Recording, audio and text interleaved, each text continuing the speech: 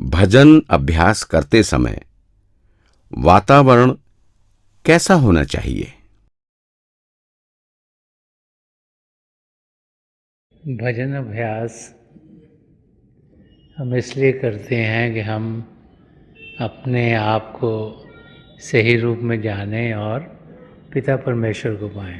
प्रभु शांति के महासागर हैं, प्रेम के महासागर हैं। तो वो एटमॉस्फेयर जिसमें कि भजन अभ्यास करना चाहिए, ऐसा होना चाहिए जो शांति से भरपूर हो, जहाँ कोई बाहर की अट्रैक्शन ना हो, जो प्रेम से भरपूर हो। जो प्रभु को पाने का रास्ता है, प्रेम का रास्ता है। और भजन अभ्यास के ज़रिए हम अब अपने आप को जानते हुए प्रभु की ओर कदम बढ़ाते हैं। तो हमें वो अवस्था चाहिए जहाँ पर शांति हो, सुख चैन हो। जो हमारा ध्यान है, जो इंद्रियों के ज़रिए बाहर की ओर जा रहा है, उसको अंदर की ओर खेलना है। तो बाहर की तरफ से अगर शोरगुल होगा तो ध्यान बाहर की ओर जाएगा। तो व्यवस्था ऐसी हो जिसमें कि बाहर कोई शोरगुल ना हो, तो ध्यान आसानी से टिक सकता है। हम जब अभ्यास करें तो जो हमारी बाकी इंद्रियां हैं, उनके ज़रिए जो ध्यान बाहर जाता है, उसको भी अंदर की ओर करना है। तो ऐसा स्थान ढूंढें जहाँ शोरगुल ना हो रहा हो। वहाँ पर हम चाहे अकेले में चाहे औरों के साथ अभ्यास कर सकते हैं। एटमॉस्फेयर प्रेम से भरपूर होना चाहिए। अगर ध्यान बाहर की चीज़ों में रहा कि वहाँ क्या हो रहा है, वहाँ क्या हो रहा है, ये चीज़ ठीक नहीं, वो चीज़ ठीक नहीं हुई, तो फिर अभ्यास सही तरीके से हो नहीं सकता।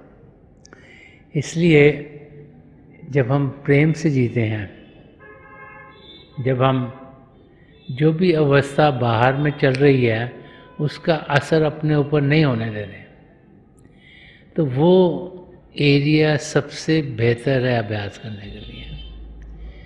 क्योंकि अभ्यास करने के लिए प्रेम की ज़रूरत है, अभ्यास करने के लिए शांत होने की ज़रूरत है। तो इन दोनों चीज़ों का होना बहुत ज़रूरी है। और जहाँ भी ये दोनों चीज़ों को हम पाएंगे, वहाँ हम देखेंगे कि हमारा अभ्यास जल्दी से बढ़ता चला जाएगा। हमें सद्गुरु की आज्ञा का पालन करना क्यों जरूरी है?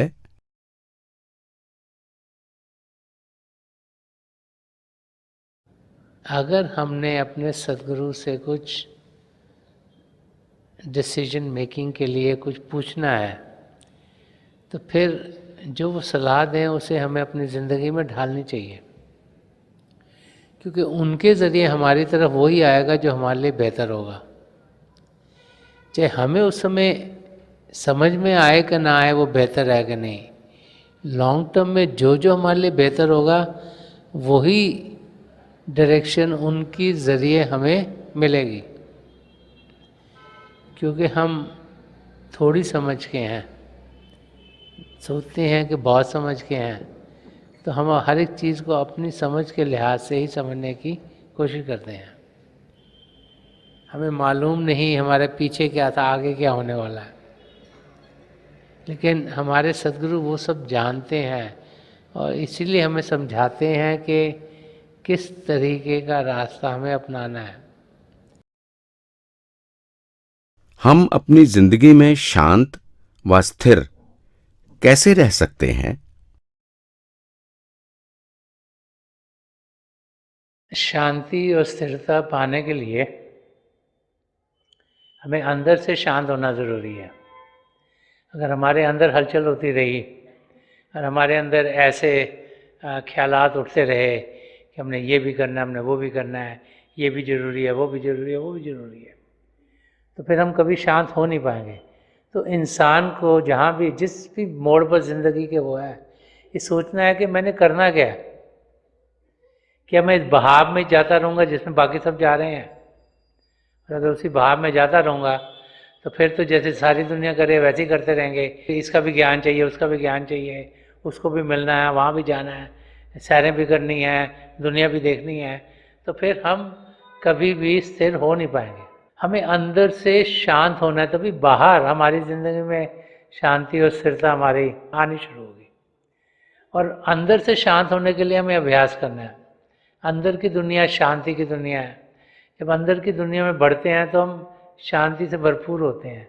वो शांति फिर बाहर की दुनिया में भी आनी शुरू होती है। तो अगर हमने शांत होना, स्थिर होना, तो ज़रूरी है कि हम अभ्यास करें, बाकायदगी से करें, रोज़ाना करें। तो हम देखेंगे कि हमारी ज़िंदगी शांति से गुजरेगी।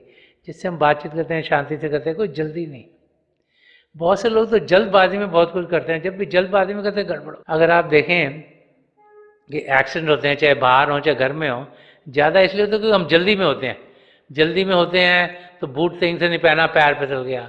जल्दी में जाना है कहीं पर तो हम देखा नहीं तो सीढ़ियों से गिर गए। तो इंसान जब शांति से चीज़ें करता है तो चीज़ें ठीक ठाक होती हैं। और जब हम जल्दबाजी में होते हैं, क्योंकि हमें लगता है वो ये भी करना जरूरी है, ये भी करना है, ये भी टाइम से करना है, ये नहीं करेंगे तो पता नहीं क्या मुसीबत पड़ेगी, तो उस मोड में से हमें निकलना है। हमें जानना है कि दुनिया कहीं जा नहीं रही, सब कुछ है, सब कुछ हो जाएगा। अगर 10-15 मिनट लेट हो गए, कोई चीज़ हो गई, तो कोई कोई अंत नहीं आ रहा दुनिया का। हम आराम से करें चीज़ें, शांतिपूर्वक करें, सब चीज़ें फिर सही होंगी। और उसके लिए हमें अंदर से एक बदलाव आना जरूरी है। अगर हम मन के दायरे पर ही चलते रहे तो मन तो यही कहेगा ये भी करो जी, वो भी करो, ये भी करना जरूरी है, वो भी करना जरूरी है। हमें मन के दायरे से हटके आत्मा के दायरे में पहुंचना है, और आत्मा के दायरे में पहुंचने के लिए हम अभ्यास करते हैं। हमें जानना है कि जो आत्मा के लिए ठीक है वो करें, जो शरीर के लिए ठीक है वो अपने आप होगा। क्योंकि जो हमारी आत्मिक स्थिति है, जब आत्मिक स्थिति सही होगी तो हमारी मानसिक स्थिति सही होगी, जब मानसिक स्थिति सही होगी तो शारीरिक स्थिति सही होगी। तो हमें अपनी आत्मा को शांत करना है, उसको उभार देना है, उसको ताकत देनी है, उसको शब्द के साथ जोड़ना है, तभी हम भजन अभ्यास करते हैं। जब ऐसा करेंगे तो हमारी जिंदगी में शांति और स्थिरता जरूर आएगी। नामदान के बाद गुरु का नूरी स्वरूप हमारे शिव नेत्र पर बैठ जाता है, तो क्या हमें अपने बड़ों को माथा नहीं टेकना चाहिए? जब हमें नाम की देन मिलती है तो हमारे सदगुरु का नूरी स्वरूप यहाँ हमारे अंदर टिक जाता है। बड़ों को माथा टेकना ये एक कल्चरल रिवाज है कि हम अपने से बुजुर्गों को इज्जत देते हैं।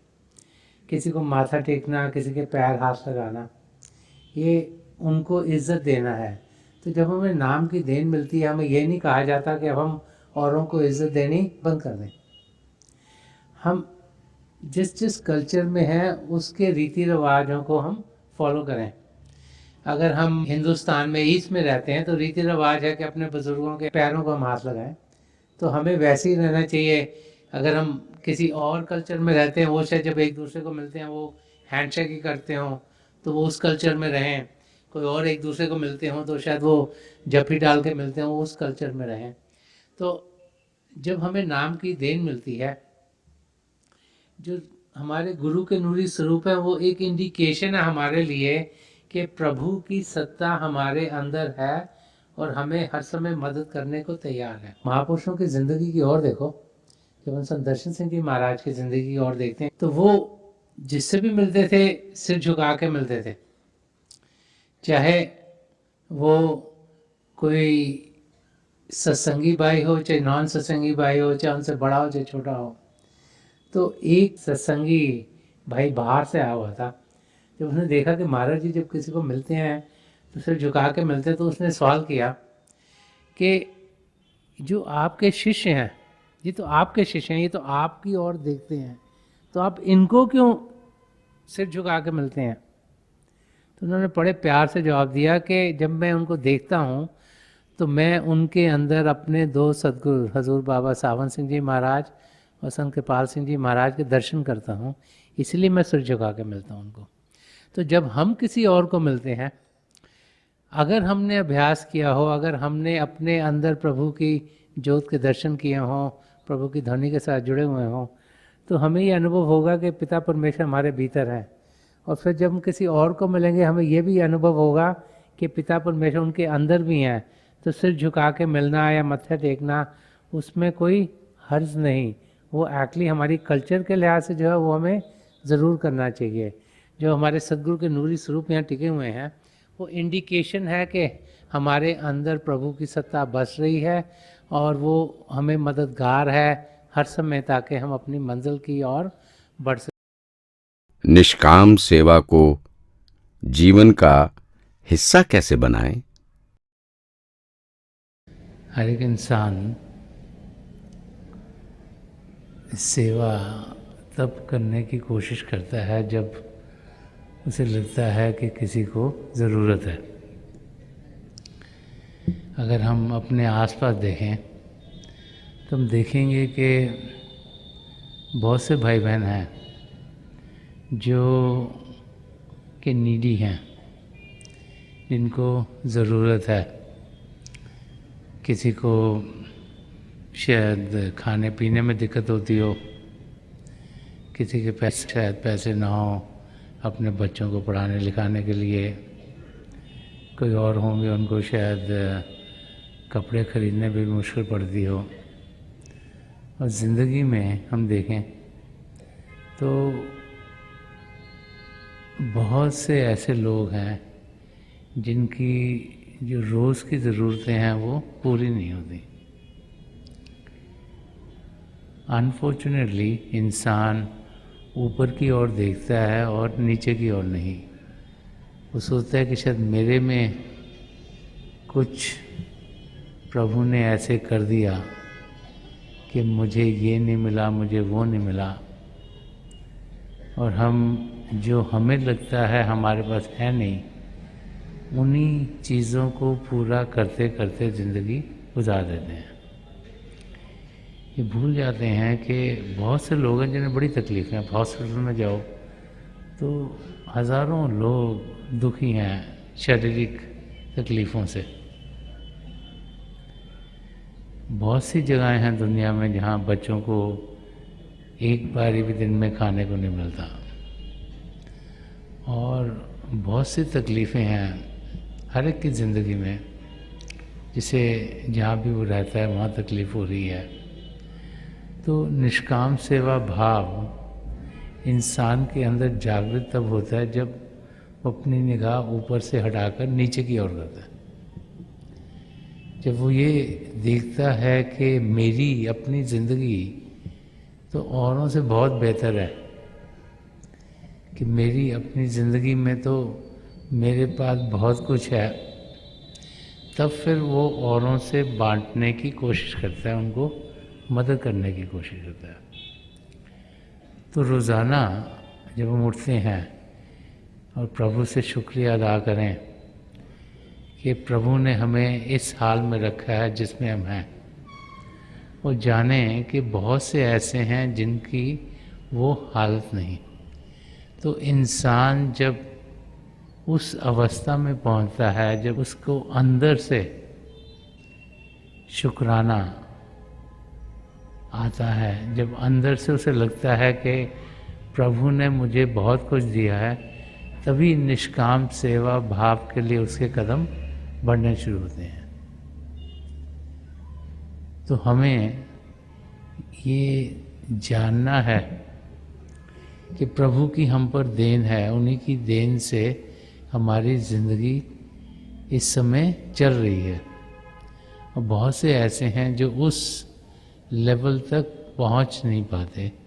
तो हमें अपनी ज़िंदगी में उन्हें दिलो जान से मदद करनी चाहिए और करनी है। जब इस किस्म के भाव इंसान के अंदर आते हैं तभी वो सही मायने से सेवा करता है। और निष्काम सेवा तब हो जाती है जबकि किसी की मदद कर कर हम फिर कोई रिटर्न्स ना चाहें। बहुत सी बार इंसान जब किसी को कुछ देता है, चाहे शारीरिक रूप से मदद करे, चाहे मानसिक रूप से मदद करे, चाहे फाइनेंशियली हेल्प करे, या किसी और तरीके से जब किसी को मदद करता है तो उसके वास्ते वो कुछ वापस चाहता है। जब उस किस्म के भाव हों तो फिर वो जो देना है वो एक किस्म का बिजनेस हो गया, लेन देन हो गया। लेकिन जब भी हम मदद किसी की करें, इस भाव से करें कि हमें कुछ वापस नहीं चाहिए, कि हमने किसी की मदद कर दी क्योंकि प्रभु ने हमें मदद करने के लायक बनाया है। आजकल के टाइम में बहुत से फास्ट फूड चल रहे हैं, जैसे इंडिया में भी कई खुल गए हैं अब तो, और बाहर के देशों में तो बहुत सी जगह हैं जहाँ के कारों के ज़रिए इंसान पहले खाना ऑर्डर करता है और फिर विंडो पे जाता है और वहीं से उसको खाने की चीज़ें मिल जाती हैं जो भी चाहिए। तो कारों के ज़रिए लोग खाना वहाँ से ले लेते हैं, निकलने की ज़रूरत नहीं पड़ती। तो एक वाक़या है रिसेंटली कि किसी ने जब अपना खाना लिया तो एक कप कॉफ़ी के पैसे ज़्यादा छोड़ दिए और कहा कि जो मेरे पीछे आ रहे हैं इनको कॉफ़ी का एक कप तो मेरी तरफ से दे देना। तो जब पीछे वाला आदमी आया विंडो पर तो उन्होंने उसको कहा ये कॉफ़ी जो तुमने ऑर्डर करी थी इसके पैसे किसी और ने दे दिए, तुमको देने की ज़रूरत नहीं। तो उस इंसान ने कहा कि ठीक है, तुम जो मेरे पीछे आएगा ना उसको कॉफ़ी देना, मेरे से पैसे ले लो।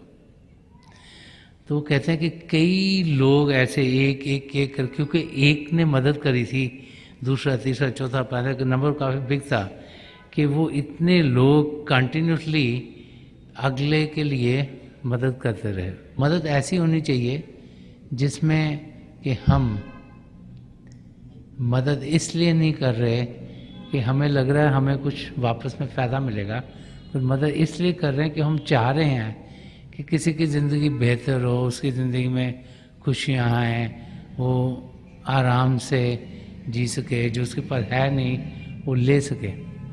तो जब निष्काम भाव से इंसान सेवा करता है तो वो सेवा उसके लिए बड़ी ही सफल रहती है।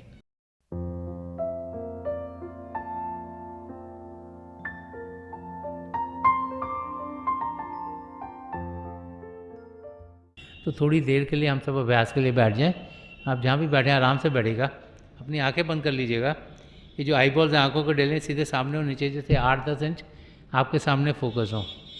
तो आंखें बंद करते ही वो भाई बहन जिन्हें नाम की देन मिली है आप सिमरन कीजिएगा, और वो भाई बहन जो यहाँ नए हैं आप पिता परमेश्वर के किसी भी जाति नाम का जाप कर सकते हैं। जाप मन ही मन करना है, ऊंचा नहीं दोहराना। आपके सामने रोशनी खुलनी शुरू हो जाएगी। शुरू में हो सकता है रोशनी के चिन्ह हो, रोशनियाँ टिकी हुई हों, रोशनियाँ किसी भी रंग की हो सकती हैं, लाल, पीला, नीला, हरा, संतरी, सफ़ेद, कोई भी रंग हो। जो कुछ भी दिखता है उसके बीच में देखिएगा और बहुत से नज़ारे आपको देखने में मिलेंगे।